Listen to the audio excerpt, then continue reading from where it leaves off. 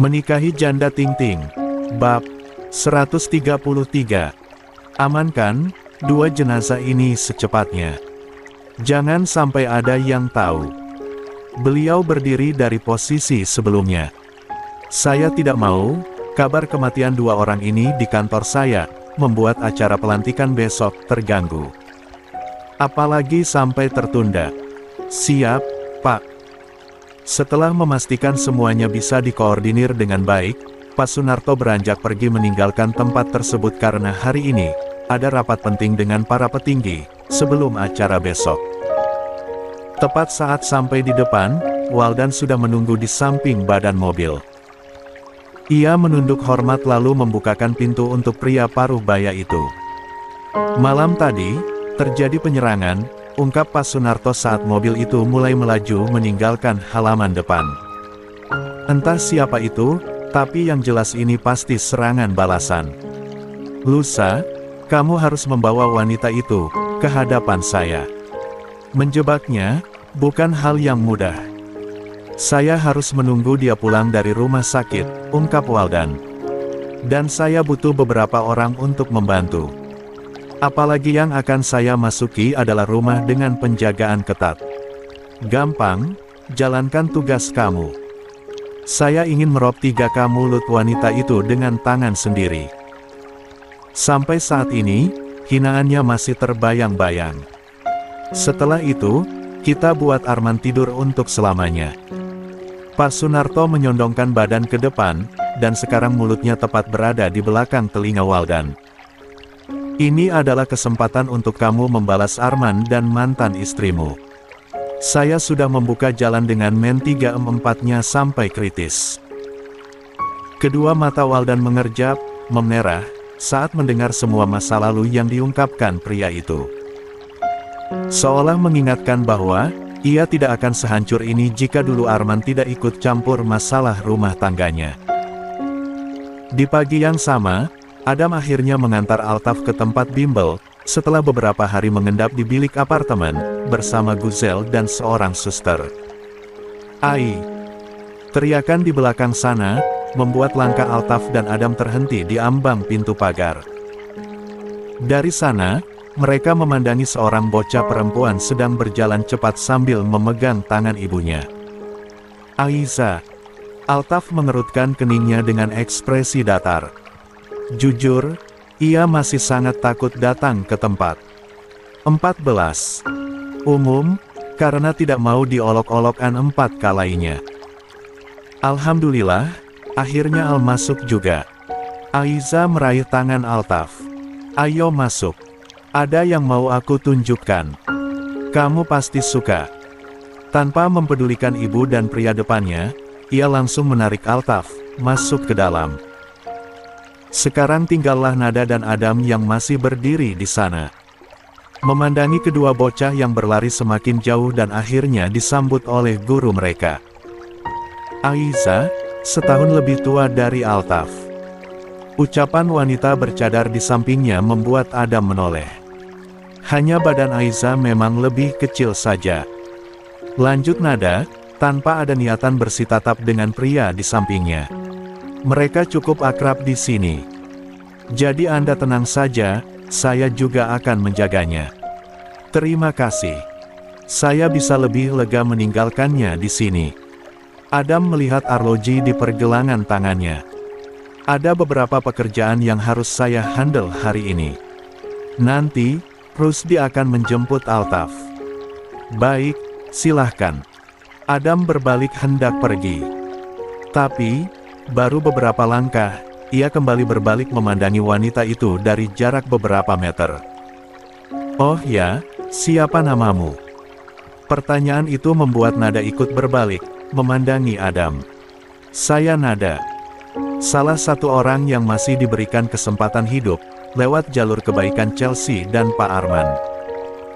Kepala Adam mengangguk pelan seiring senyum yang terpatri di wajah maskulinnya.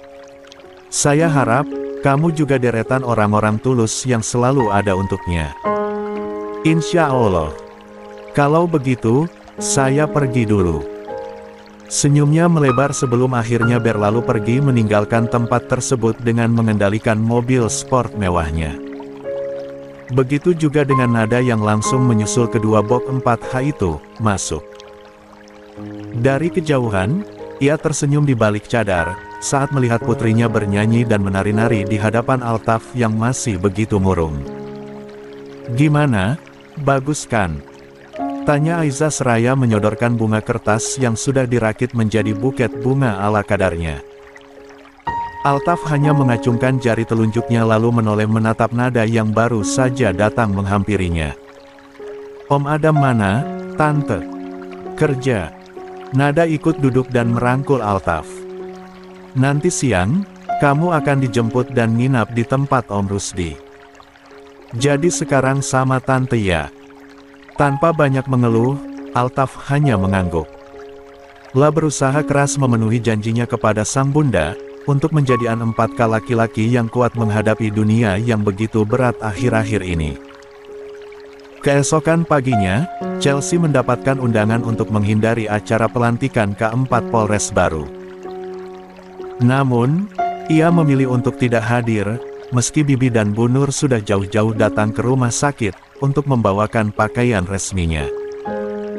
"Kalau kamu nggak datang, nanti orang mikir yang aneh-aneh, Nduk. Biarin aja, Bu. Toh memang udah dianggap buruk sama masyarakat." Selesai merapikan barang ke dalam 15 tasnya, Chelsea segera berbalik menatap ibu dan Bibi. "Saya ada urusan sebentar, nanti sekalian jemput Al di kantor reskrim. Tolong jagain Mas Arman sebentar." "Loh, kamu naik apa?" Bu Nur segera mendekat, untuk mencegah. "Tahu gitu, tadi si Mamang nggak usah pulang dulu. Naik taksi atau bus juga bisa, Bu. Cuma sebentar kok." Chelsea segera menyalami tangan ibu dan Bibi. Mengucap salam, dan beranjak pergi meninggalkan ruangan itu. Pagi ini, Chelsea akan bertemu kuasa hukum yang menenangani kasus suaminya. Banyak hal yang harus mereka bahas mengenainya rencana ke depannya, untuk menghadapi tuntutan terhadap kesalahan yang diyakini tak pernah dilakukan oleh Arman. Demi kenyamanan karena akan menggunakan transportasi umum, Chelsea menutupi setengah wajahnya dengan masker. Ia takut, jika ada yang mengenalinya dari berita yang tersebar. Waktu menunjukkan jam 6 pagi. JPO, jembatan penyeberangan orang, masih sangat lengang. Chelsea berjalan santai sambil mengeluarkan Al-Quran kecil yang akan ia baca saat perjalanan dengan bus nanti. Namun, tiba-tiba instingnya bekerja dan mendeteksi hal mencurigakan di belakang sana.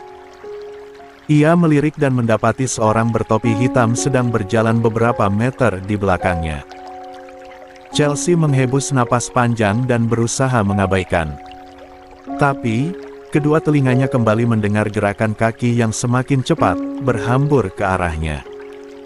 Orang itu mengeluarkan PS4U kecil dari dalam saku bajunya. Diangkat tinggi ke atas dengan cepat, hendak menghujam punggung belakang. Tapi, tanpa ia sangka, wanita itu berbalik lebih cepat dan langsung menangkis tangan dan menti gandangnya dengan kuat. "Aak!" ringisnya saat jatuh terduduk. Topi yang menutupi kepalanya pun terlepas. Sudut bibir Chelsea berkedut dan akhirnya berdecak, saat melihat ternyata orang yang hendak menyerangnya adalah seorang perempuan berambut pendek. "Kau tidak mungkin seorang jambret, kan?" Wanita itu langsung memalingkan wajah saat Chelsea melihatnya. Beringsut mundur dengan panik dan akhirnya berlari pergi, sebelum tugasnya terselesaikan. Chelsea sama sekali tidak berteriak minta tolong, apalagi mengejar dengan tergesa. Ia biarkan wanita tadi pergi, karena ia yakin seseorang yang memerintah aksi penyerangan itu, sudah menunggu laporan.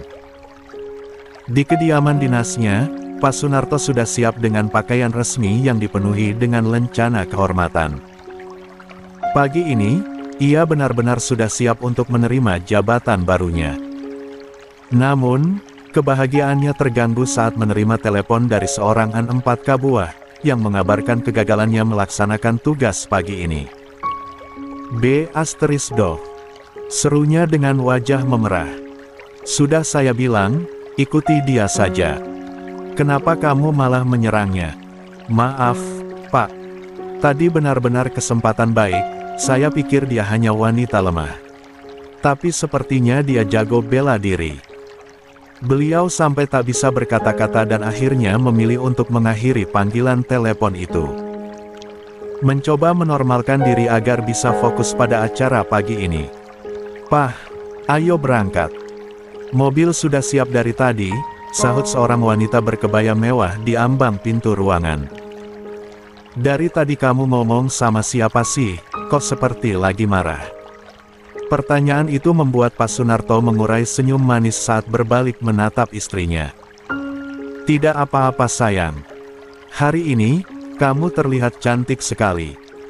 16. Oh iya dong. Tersenyum penuh rasa bangga. Biasanya Chelsea yang menjadi pusat perhatian. Sekarang giliran aku. Makin gak sabar jadi ketua organisasi selanjutnya, aku pasti keren banget.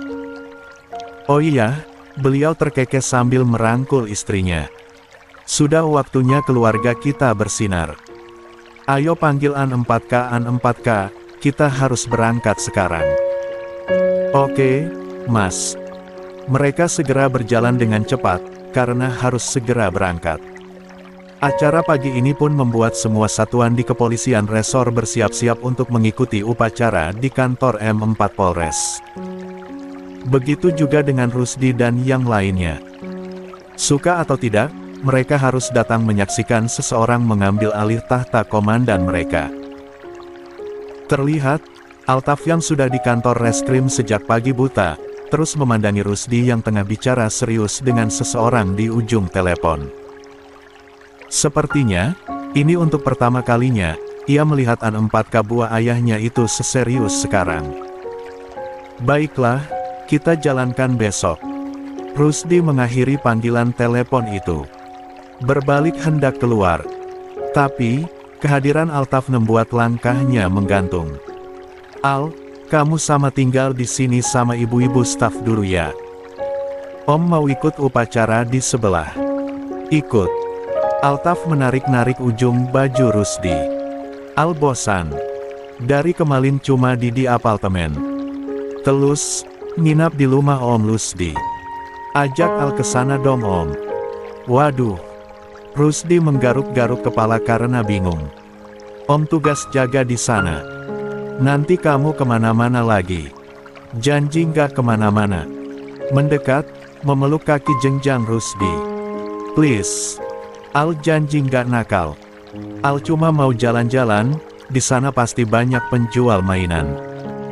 Mulutnya terbuka hendak membantah, tapi akhirnya mengatup menelan selaiva. Ya wes, yuk ikut. Om harus sampai di sana secepatnya. Tapi, kamu janji nggak boleh pergi jauh-jauh, oke? Altaf mengangguk lemah lalu melompat naik ke atas punggung Rusdi. Astagfirullah. Wajah Rusdi memerah karena tidak siap menopang berat Altaf. Kamu, kecil-kecil kok berat yo. Ia kembali berjalan keluar dengan terseok-seok. Tak butuh waktu lama untuk sampai di tempat tujuan. Rusdi memarkirkan motornya, dan segera berjalan cepat menghampiri yang lain, karena ternyata acara sudah dimulai. Untung ia tidak ikut dalam barisan. Lama banget kamu, Rus. Tegur seorang rekan. Heleh, aku ngurus anak Ewong. Ia menoleh menatap Altaf di sisi kirinya. Mandiin, pakein baju, bedakin. Udah lama nggak cosplay jadi Rusdiana, aku jadi kewalahan. Hahaha, makanya nikahlah kamu tuh. Ndasmu. Obrolan orang-orang dewasa di hadapannya, tak lagi didengar oleh Altaf yang kadung fokus pada pria berkumis tebal berkulit hitam yang sedang berdiri di belakang podium. Menyampaikan pidato di depan ratusan orang yang menghadiri acara tersebut. Alhamdulillah, saya diberikan mandat di waktu yang tepat, ucap Pak Sunarto dengan mik. Andai kasus kemarin tidak terungkap, mungkin sekarang tempat ini akan dipimpin oleh orang yang tidak amanah dan suka main perempuan. Suara gelak tawa menggema dari beberapa orang yang malah ikut menertawai dan menggunjing Arman. 17. Hal itu membuat hati Mungil Altaf tersentak, pipinya menggelembung cemberut. Astagfirullah, benar-benar nih orang, main ghosting aja dari kemarin, gumam Rusdi, geram. Rasanya pengen tak tampol pakai batu. Bener. Untung aku masih waras, sambung seorang lainnya. Rusdi menghembus napas panjang, berusaha menahan diri. Namun, saat menoleh ke samping, ia kembali kaget karena Altaf tiba-tiba tak ada di sana. Loh, Al, kok tiba-tiba hilang? Tadi di sini loh. Pandangannya menggedar, melihat area sekeliling tempat itu dan akhirnya menemukan bocah itu sedang berdiri cepat ke arah panggung. Allahu Akbar, Altaf. Teriakan Rusdi tolak dipedulikan oleh Altaf. Ia terus berlari ke arah panggung, fokus ke arah pria yang masih sibuk berceloteh di belakang podium. Beberapa orang penjaga mengejar untuk mencegahnya. Tapi, kaki kecilnya lebih gesit melompat naik ke atas panggung. Menghuj empat-emkan susu kotak rasa coklat di tangannya ke arah Pak Sunarto hingga seragamnya basah dan kotor. Tanpa sadar, beliau memekik kuat saat merasakan sakit di bagian punggungnya. Saat hendak berbalik, tiba-tiba bocah itu melompat, bergelayut di lengannya. Suara pekikan Pak Sunarto semakin keras saat lengannya digigit oleh Altaf. Beberapa orang penjaga bergerak sigap, menarik bocah itu agar menghentikan aksinya. Begitu juga dengan Rusdi, ia melompat naik dan langsung mengambil alih Altaf. Menggendongnya turun dengan panik. An 4K itu. Beliau masih tercengang. Sementara Altaf dengan tengilnya menjulurkan lidah lalu berkata, "Maaf Om, Al sengaja." 18. Tahan, Pak. Jangan terbawa emosi, di sini banyak orang, bisik seorang ajudan. Biarkan saja, namanya juga An 4K. Tidak ada gunanya Anda murka. Tolong pahami. Tangannya terus menahan bahu sang atasan. An 4K S3 Tan, beliau menepis tangan pria itu darinya.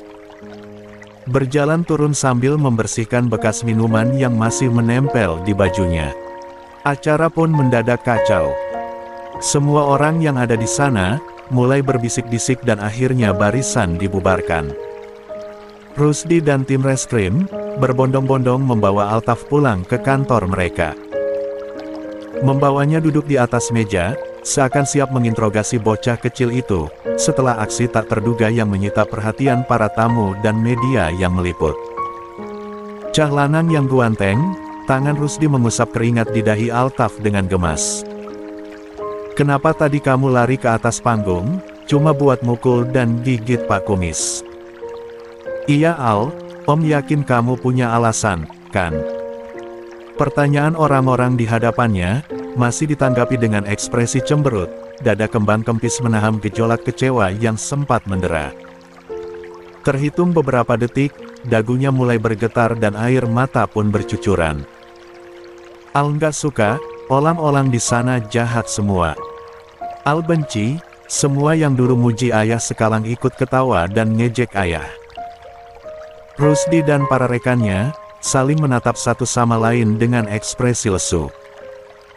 Mereka harusnya sudah bisa memahami jika tindakan bocah itu adalah bentuk aksi protes.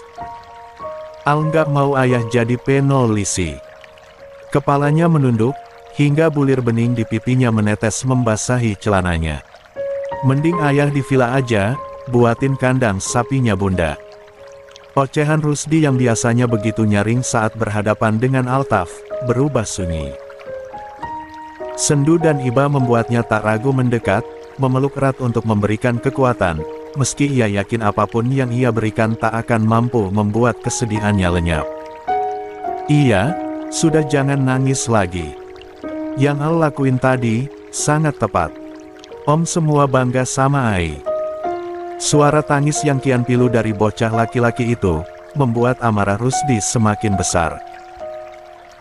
Bagaimana tidak, ia adalah saksi nyata bagaimana sang komandan merajut asa dengan menikahi wanita pujaannya, membangun karir cemerlang, rumah tangga yang bahagia, hingga memiliki anak 4K yang begitu ceria.